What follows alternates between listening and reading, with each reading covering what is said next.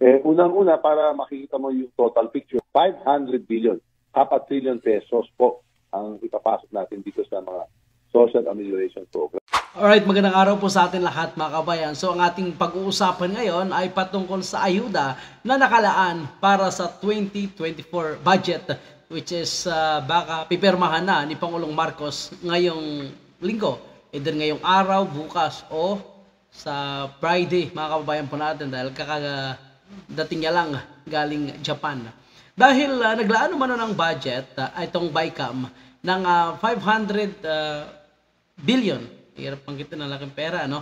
500 billion na ayuda para sa 48 million na mahihirap na individual, which is ito ay katumbas ng 12 million naman na pamilis.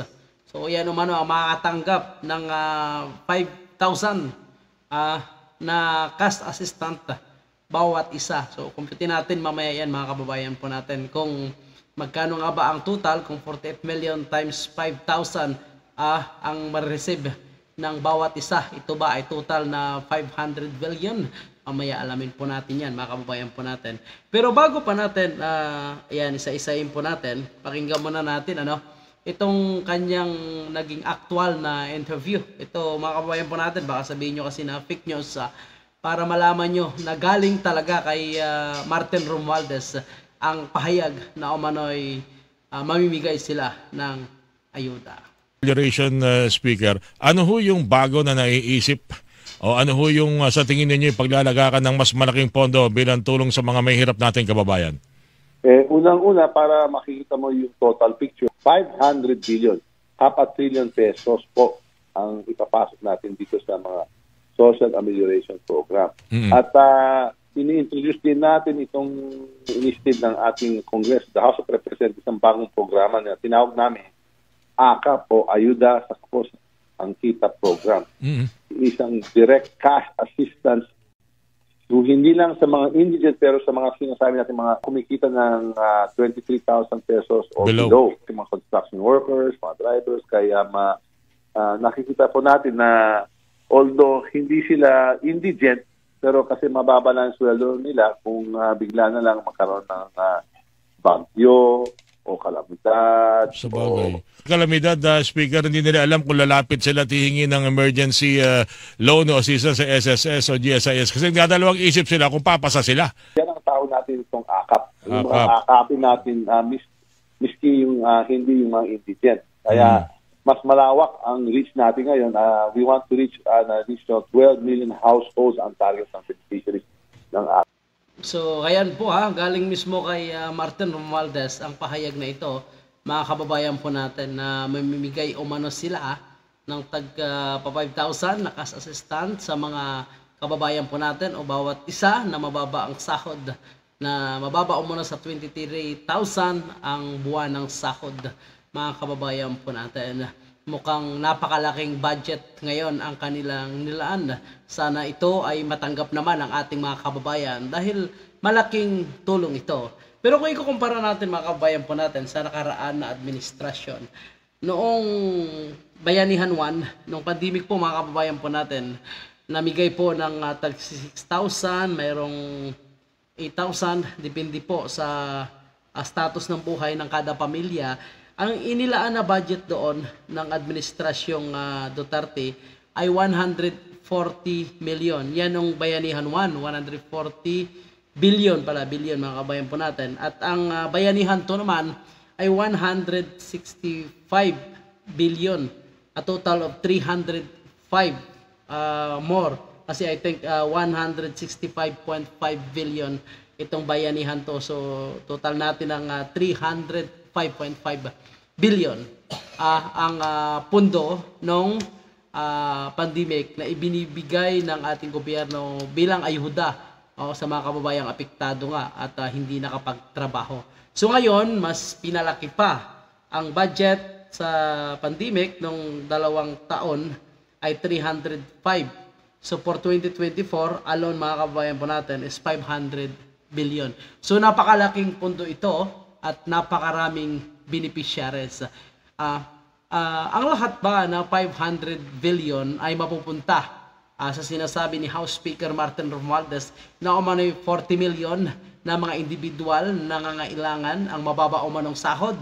Hindi po, mga kababayan po natin. Mayroon pa ring matitira na more than a half.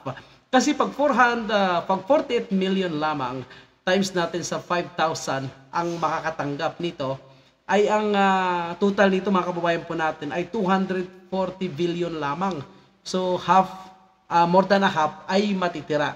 Ang tanong ngayon, mga kababayan po natin, dahil sa sobrang laki ng kanilang budget na nailaan, saan nga ba mapupunta itong sobra?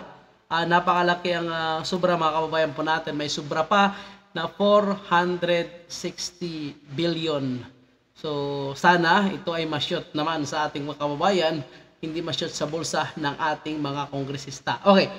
Ang magbibigay din umano siya ng ito 30 billion para sa AX, so which is ito ay under sa DSWD, at 30 billion naman para sa TUPAD program. So ito yung pinapatrabaho naman ang ating mga kababayan na walang trabaho at magkakaroon ng sahod na minimum. So mayroon siyang budget na 30 billion. So total of 93 billion. So mayroon pa rin mahigit 100 billion, mga kababayan po natin. So saan mapupunta ang natirang ito? Yan ngayon ang ating alamin, yan ang ating abangan, mga kababayan po natin. Kasi mukhang malaki pa rin, bilyones pa rin ang pundong matitira sa budget na para nakalaan sa ayuda. At hindi tayo pumapabor, mga kababayan po natin, sa palagi na lang band-aid, temporary solution na ginagawa ng Administrasyon Marcos, ng administrasyon ito sa ating mga kababayan.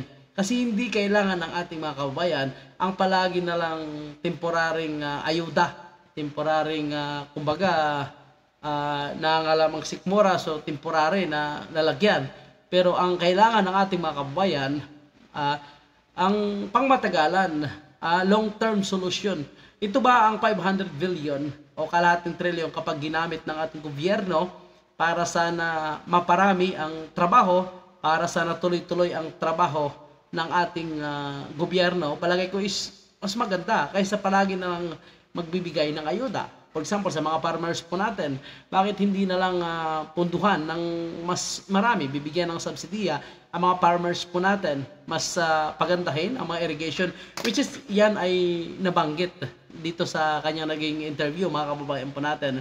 Pero kung matandaan po natin, itong NIA na nagpo-provide naman ng mga water irrigation sa mga farmers po natin, ay sila rin ang number 1 sa Kurakot, which is ngayon ay under investigation yan sa Blue Ribbon Committee na hawak naman ni Senator Tolentino. Dahil maraming mga dam, maraming mga irrigation system na hindi gumagana, nakatiwangwang, pero mayroong maintenance and repair na budget. So taon-taon hininga ng budget, pero nasilip ng mga senador po natin na ang proyekto pala ay hindi natapos o hindi gumagana, pero mayroong budget na nakalaan. So paano ngayon tataas ang produksyon ng ating farmers kung ganito ang nangyayari? So kaya, mga kababayan po natin, bakit sobrang laki ang inilaan ni House Speaker Martin Romualdez? Bakit nga ba? Isa po dyan, mga kababayan po natin, ay magagamit niya sa kanyang pagpapakilala. Okay, kapag namigay ito, ang madalas na tarpaulin from the office of the House Speaker Martin Romualdez plus ang kanyang kapartner ay itong Tingog Party List na hawak naman ng kanyang asawa. Kaya hindi nakakapagtaka na mas gusto niyang magbibigay ng napakalaking budget dito sa ayuda dahil ito ay pwede niya magagamit sa pagpapakilala 2024, the next year 2025. So swak sa kanyang plano sa pagtakbo nitong kanyang party list. At kapag nanalo naman ang kanyang party list dahil makikilala ng taong bayan, ay tuloy-tuloy hanggang sa 2028. Nakita na po natin, mga kababayan, ang kanyang purpose, ang kanyang plano, kung bakit dito siya ngayon tututok sa ayuda. Dahil nakita po natin sa mga magkasunod na taon, ay talagang namamayagpag itong Tingog Party List na namimigay ng ayuda, which is galing ang budget sa House Speaker Martin Romualdez o sa House of Representatives. Nakita nyo ba, mga kababayan po natin?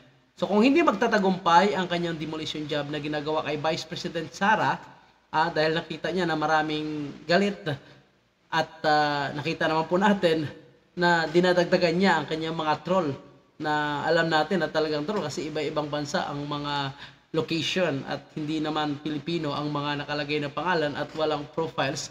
So kung hindi siya magtatagumpay sa troll na kanyang ginagawa, paggamit ng mga malalaking content creator na ngayon ay tagapagligtas niya, na tagapagsalita niya, nakagaya ni Rendon, ay dito siya kikita, mga kababayan po natin. Palagay ko ito ang kanyang gagamitin, itong 500 billion na ayuda para lalo siyang makikilala. Kayo po, mga kababayan po natin, ano po ang inyong opinion patungkol sa isyong ito? Huwag kalimutan mag-iwan sa ating comment section. Kayo po ang maghusga para sa inyong sarili. Maraming salamat po, mga kababayan.